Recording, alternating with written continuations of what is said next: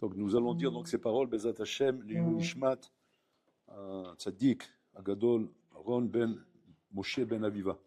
שהתורה הזו, בעזרת השם, דברי תורה הזה, יהיו לעילוי נשמתו בעזרת השם. ובליל לא היה איש בפקודי משה ואהרון הכהן וכולי, אשר פקדו את בן ישראל במדבר סיני. Le passouk, il vient nous dire comme ça, que après qu'il y a eu la faute des Méraglim, et qu'à cause de la faute des Méraglim, les bénis Israël, Kaviachol de cette génération, n'ont pas pu rentrer en Israël, le passouk, il vient dire, ou Be'ele. Be'ele, c'est-à-dire seulement les hommes, mais pas les femmes. C'est-à-dire les femmes n'ont pas été touchées par la faute des Méraglim. Okay? C'est-à-dire les femmes, elles, au contraire, elles voulaient à tout prix rentrer en Israël, elles avaient ce courage, elles avaient cette ousma, elles n'avaient pas le problème d'avoir été découragées, refroidies par les Méraglim, comme les hommes l'ont été.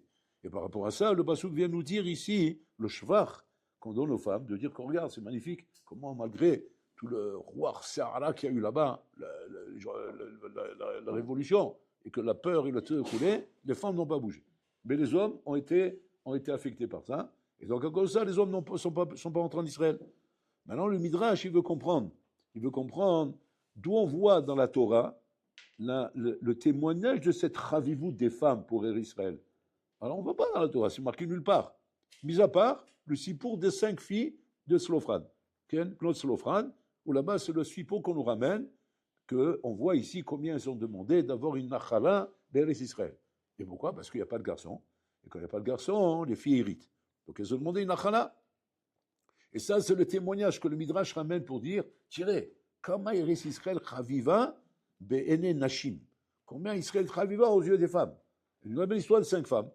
Maintenant, les Mfashim, ils demandent là-bas, mais à part les 5 femmes, on n'a pas entendu d'autres sibour. On n'a pas entendu que les femmes, elles étaient mitlev d'Eretz Israël roulées. Qui nous dit que les femmes n'ont pas été affectées comme leur mari? Parce qu'une femme, normalement, quand elle voit son mari en train de s'exciter, en train d'avoir peur, en train de pleurer, mais ça, la femme, elle est comme lui. Ouais, dis-moi que tu fréquentes, je dirais qui tu es. Ma sommité de Mino, comme il est, elle aussi. Donc, Mistama, toutes les femmes, en vérité, elles étaient comme les hommes. Seulement, ces 5-là, c'est exceptionnel. Ces 5, elles sont sorties différemment. Pourquoi la Torah veut nous dire, non, de ces 5-là, je fais un binyanav, et je considère de là que toutes les femmes sont sadikotes. Et les hommes, non, parce qu'on n'a pas trouvé chez les hommes. C'est quoi le inam? Alors là, on explique un essod extraordinaire. Le essod de ce qu'on appelle Rabotai, l'ashpa, l'influence. L'influence que peut avoir Rabotai les choses dans la vie. Les choses dans la vie, nous sommes dans une société d'influence. On est influencé, dans le bien ou dans le mal. Mais l'homme est influencé. L'homme vit dans une société d'influence. On n'est pas dans une société où on est, imperméable. On est de côté, personne connaît l'autre, personne sait ce qui... Non, on est dans une société de communication où il y a de l'influence. Et tout est basé sur l'influence. Tout est basé là-dessus. La mode, la culture, le cinéma, le théâtre, les finances, l'argent, le business, le droit. Tout est basé là-dessus. Tout est basé sur l'influence. C'est-à-dire arriver, influencer. J'ai envie que tu bois du coca, tu vas boire du coca. Et je vais faire des pieds et des mains jusqu'à que tu bois du coca. Et comme ça, on arrive à lancer des produits. Okay? J'ai envie que tu marches avec des baskets roses, tu vas marcher avec des baskets roses. Et qu'est-ce qu'on va faire? On va taper jusqu'à qu'à la fin, le chiffre d'affaires des baskets roses, il va monter, il va être coté à la bourse même. Comment? Ça, c'est le travail de l'influence. Donc, le travail de l'influence, dans le bien comme dans le mal, il est mashpia. Et ce cours d'influence-là, il faut faire très attention. Très attention, parce que Be'ashkafa, c'est un cours tellement puissant, l'influence, que dans l'ashkafa, mamash, on est soit dans la bonne influence, ou soit dans la mauvaise influence, et à ce moment-là, on passe, mamash, d'une mitziout à une autre mitziout.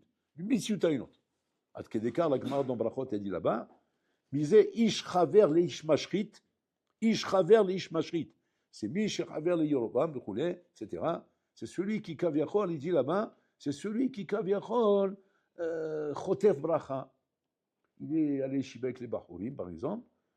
Et on voit que quand il fait une bracha, chotef ta bracha. Pas de chotef, il fait comme ça. Ou bien il est au Beth Midrash en train de faire la tfila, la Hamida, vechoulé. Il n'est pas, comment dire, mashkia.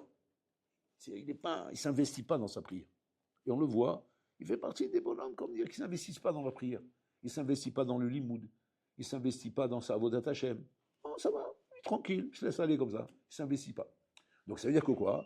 La Gemara dit, chaver ou lish mashrit. La Gemara dans Brachot. C'est-à-dire quoi? Il est Chaver de Léovam. Dans quel rapport? Tu es parti, toi. Je comprends pas de quoi tu parles. On parle d'un bonhomme, il ne fait pas les brachot bekavana. Bon, d'accord, bah, ça peut arriver. Malheureusement, ça arrive, malheureusement. Et bon, on connaît. C'est pas un petit pourcentage, c'est un gros pourcentage. Attends, qu'est-ce qui te prend maintenant de dire maintenant dans la Gemara que comme ce bonhomme-là, il ne fait pas le brachot bekavana, hein, il est Chaver, Ish, Ish, Mashrit. C'est quoi Chaver, Ish? C'est-à-dire Chaver de Yerobam. Mais quel rapport? Yerobam, il n'a pas Olam Haba. Il n'a pas Olam Haba, il est Sarracha, et tu m'as mis ce bonhomme-là maintenant que peut-être qu'il n'arrive pas, je sais pas, en tout cas, il ne fait pas de kavanah dans la brachot. À quel écart tu le considères comme un ish mashrit, tu le considères comme le chaver de l'obam, tu le mets dans le même camp de l'obam, et non chelek l'olam haba. C'est quoi le pshat, Rabotai? Et là-bas, ils viennent, les mefarshim, ils disent quelque chose d'effrayant là-bas. Qu'est-ce qu'ils disent? Ils disent que, pourquoi il est chaver de l'obam? Parce que c'est quoi la particularité de l'obam? C'est choté ou marti tarabim. Il faute et fait fauter les autres. Alors tu dis, ok, quel rapport? Lui, il ne fait pas fauter les autres. Sarakol, il ne fait pas la brabe et kavana. Il ne fait pas fauter les autres. Oui, ce que tu dis, c'est nachon s'il n'y avait pas l'ashpa.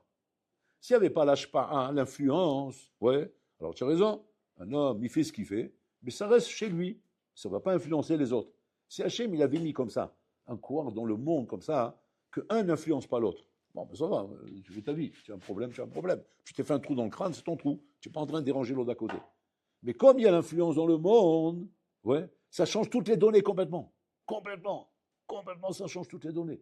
C'est-à-dire que tu dois faire très attention, pas seulement à toi-même maintenant. Tu dois faire attention même à l'image que tu donnes autour de toi. Tu vas dire, attends, ça c'est quand on a un grand rabbin, ça. Quand on a un grand rabbin, on fait l'image. Non, la Gemara te dit, un homme qui ne va pas à la Vabra Bekavana ou bien qui ne fait pas des choses qu'il normalement doit faire consciencieusement, comme normalement ça devrait se faire, il ne le fait pas. Bien que lui va se dire, maintenant ça me regarde. Comme ça se passe dans le monde goy. Qu'est-ce que le monde goy? Belle-toi tes affaires. Ouais, ça ne te regarde pas. Je fais ma vie, tu fais ta vie. C'est où? On n'a pas besoin. Je n'ai pas de compte à te rendre. D'après la Torah, non, c'est pas comme ça. Israël, arevim zelazé. On est arev zelazé. Donc il nage pas. Et du moment où il nage pas, si tu nage pas à Tova, il n'est pas Tov. Tu es bizaket arabim. Tu nage pas ra'a. C'est quoi Ashpara? Tu vas dire, Ashpara, ben, c'est comme maintenant, moi je vais, et je prends les bonhommes, et je les sors du Beth Midrash, et je les amène en boîte de nuit. Non, le Gemara ne dit pas ça. Le Gemara dit, simplement, on te voit au Beth Midrash en train de faire une bracha sans kavana. Voilà. Et alors, ça s'appelle Choté ou Martit Arabim. Mais pourquoi? Quel rapport, Bichlal? Quel rapport? Parce que maintenant, peut-être quelqu'un t'a vu, et en te voyant maintenant, ça l'a incité. Ça l'a incité. Pas à cause de toi directement, pas parce qu'il va dire, ah, lui, il fait ça, moi, je... Non. Ça simplement, qui rarta autobader, comme Amalek. Tu le refroidis. Tu le refroidis, pourquoi? Parce qu'au lieu qu'il ait une bonne influence, il a une mauvaise influence. Et alors, on appelle ça Choté ou Martit Arabim. Oh, ça fait peur. Ça fait peur les dimensions que la Torah donne ici. La Torah est en train de donner des dimensions qui sont démesurées. C'est exagéré même. C'est exagéré. Attends, ça va. Moi, je veux bien que tu parles d'un bonhomme comme Yerovam, qu'on sait ce qu'il a fait. Il était Choté ou Martit Arabim, mais comme Vincé. C'est un bonhomme qui a détourné Israël du droit chemin. Il leur a fait faire Avodazara, etc. Ça va, là, je peux comprendre. Mais le bonhomme de quoi on parle ici? Ce bonhomme, il est dans son coin. Il fait une bracha sans kavana. Maintenant, involontairement, parce que c'est pas vrai que c'est involontairement. Un autre l'a vu et ça lui a fait un khalishutadat et lui, ça l'entraînait à faire la même chose. Alors que, qu'est-ce qu'on peut te reprocher? Eh ben, on te reproche de ne pas faire de kavana. Attends, mais de là à dire que moi, maintenant, je suis marqué auto, de là à dire que je le fais fauter, attends, tu exagères là. Où tu es parti là? Et regarde ce qu'il dit les Balé Moussa, ça fait peur à Botaï. Le fait que maintenant tu aurais pu avoir une ashpa les tova, que tu aurais pu être mechazek auto. Parce que si tu avais vu maintenant faire la bracha bekavana, il aurait peut-être, pas sûr, peut-être eu du chizouk de toi. Peut-être. Et le fait qu'il aurait eu peut-être du chizouk de toi, de le priver de ça s'appelle Choté ou Martit Arabim. Bon, ça fait peur en Botaï. C'est ma fride. C'est ma fride à quel écart? Je ne me rappelle plus qui c'est qui dit ça. Je ne me rappelle plus qui c'est qui dit ça. Il dit qu'à cause de ça, va t'exiler dans une caverne et vis tout seul. Vis tout seul, parce qu'il y a tellement de regards autour de toi que tu ne peux pas savoir. Tu ne peux plus savoir. Tu ne peux plus savoir maintenant si ce que je suis en train de faire n'est pas en train d'être mechazek ou bien marlish. Et en fonction de ça, on me met dans une case. Tu es là ou là. Regardez dans la paracha. Blonde Salofra, vous croyez que quand elles viennent, elles viennent avec le drapeau d'Ikou et Rabim. Allez, venez mes sœurs, tous ensemble, nous allons partir maintenant, nous allons faire du Ikou et Rabim. On va faire ce qu'on va faire. Pourquoi faire? Pour ramener Am Israël à aimer. En fait, on a ouvert un bureau de la Sokhnout, on fait partie de la Aliyah en Israël, on a des pourcentages, et on a ouvert on ne parle pas de ça ici. On parle de 5 filles. Saragol, leur père il est mort. Ils n'ont pas laissé d'héritier. Il n'y a pas de garçon. Alors elles demandent le droit d'hériter. Là, il n'y a pas encore d'halakha précise. C'est Moshe Rabbeinu qui l'a reçu de Akadosh Baruch Hu, cette halakha à ce moment-là. Mais jusque-là, il n'y a pas cette halakha. On ne sait pas. On ne sait pas quel est le din. Quel est le din quand une fille, dans une famille, son papa et les parents ils sont morts, il y a un héritage, une fille elle hérite pas. On ne sait pas. On sait qu'un garçon il hérite, mais la fille on ne sait pas. Et puis toi, cette question elle se pose là maintenant. Parce que là, il n'y a pas de garçon. Et mon cher Rabbi dit, on va demander à Hachem, qu'est-ce qu'elle est le din? Et là, il reçoit le din, que oui, Ken Dovlos Blos Solofat. Oui, elle parle bien. Elles ont raison.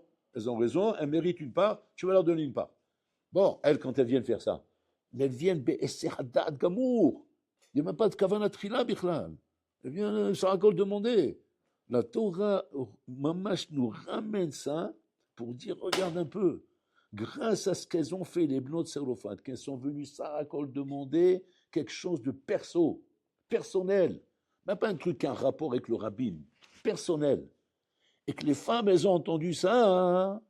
Elles ont entendu ça parce que les femmes, les femmes, elles aiment bien savoir tout, ouais. Donc elles ont entendu ça.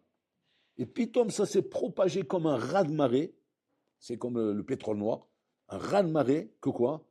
Oh, quel amour! On aime Israël, ça y est, on veut monter en Israël.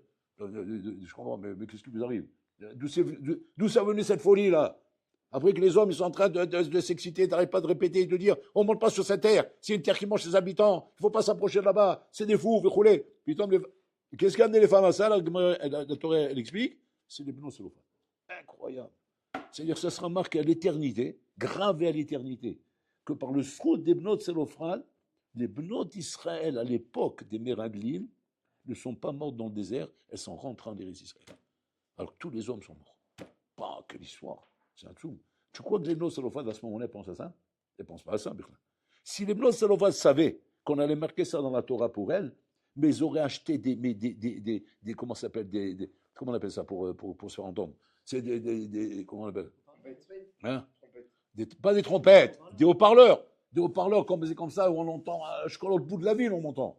Des haut-parleurs, des trompettes aussi, tu as raison. Et on aurait fait un boucan, mais elle est belle. Mais qu'est-ce qu'ils ont, ces filles-là? Qu'est-ce qu'elles veulent?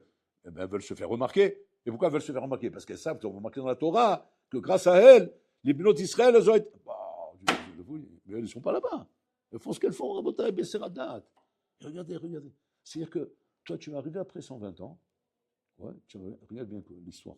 Tu vas arriver après 120 ans. On va te dire, viens, maintenant on va te montrer tes mérites. Tu dis, bon, c'est gentil. Ouais.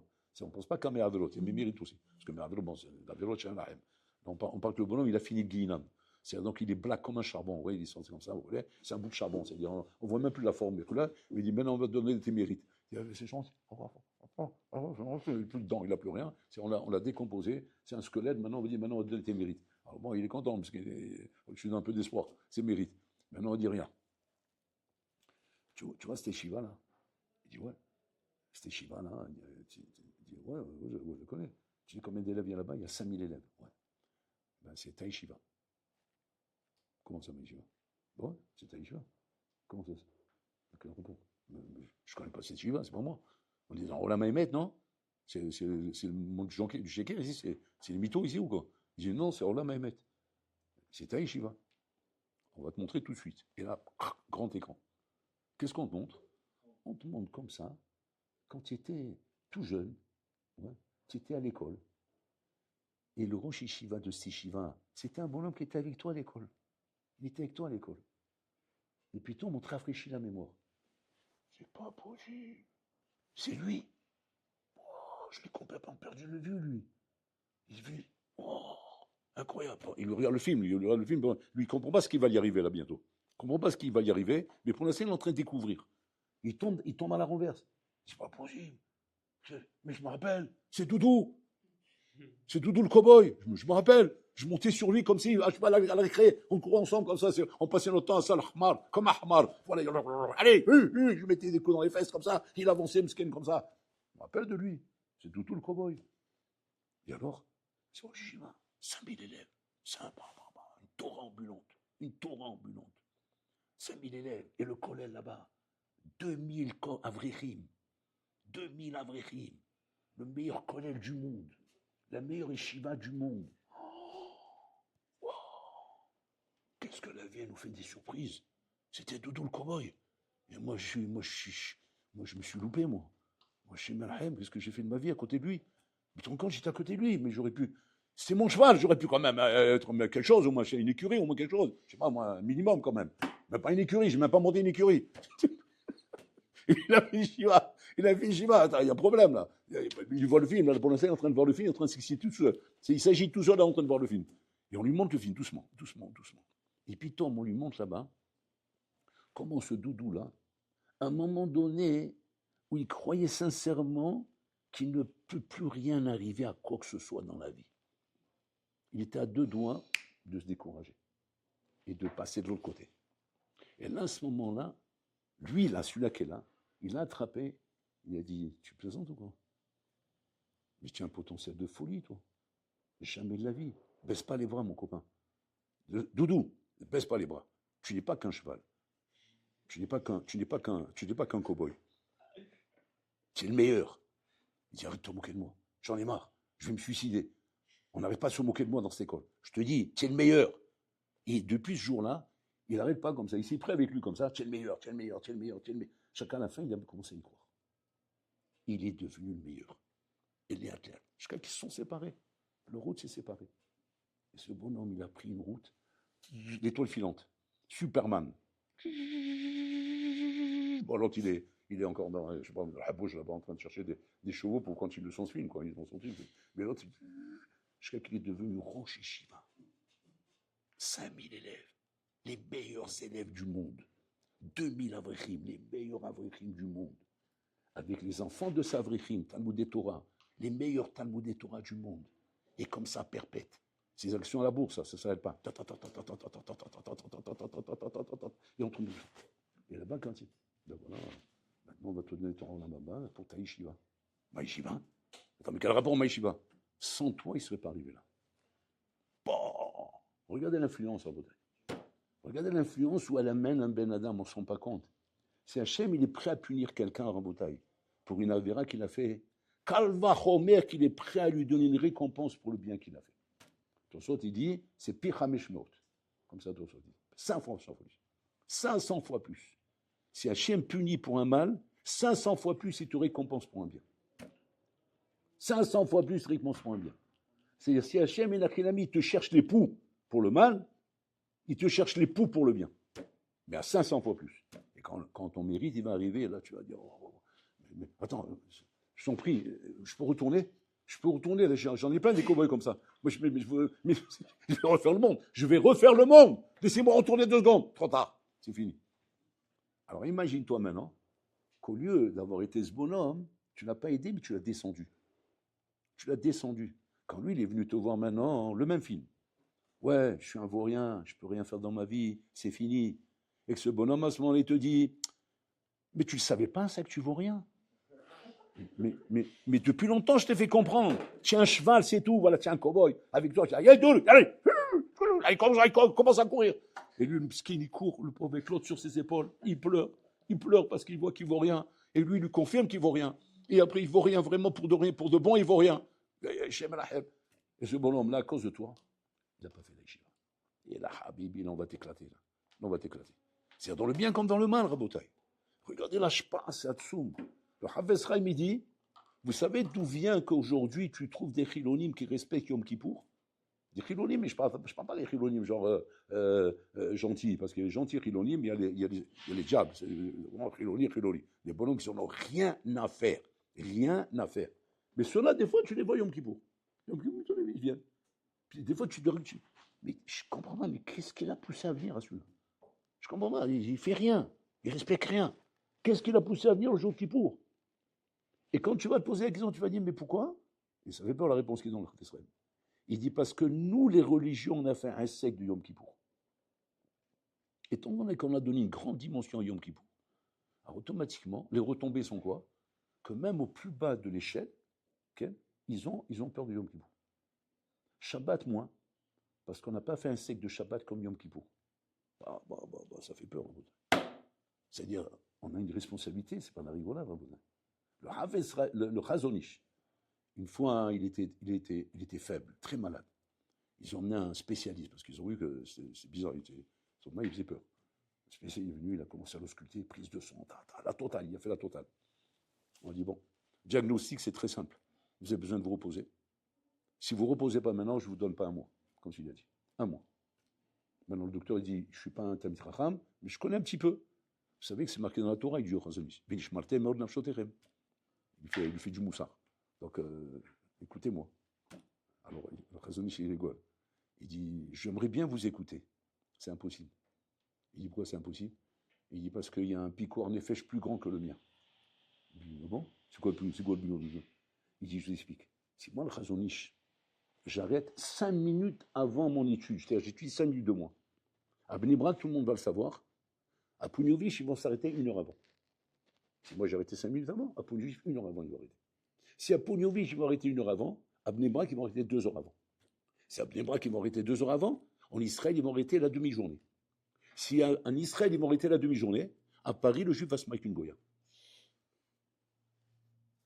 Le docteur dit, vous êtes parti. Mais où vous êtes parti? Mais quel rapport? Mais c'est le rapport. Il dit, vous ne comprenez pas? On est dans le monde de l'Ashpa. Le monde de l'Ashpa, il y a une influence, qu'on veut ou qu'on ne veut pas. Moi, j'ai compris que je suis le Chazonish, je porte le drapeau, tu comprends? Je porte le phare.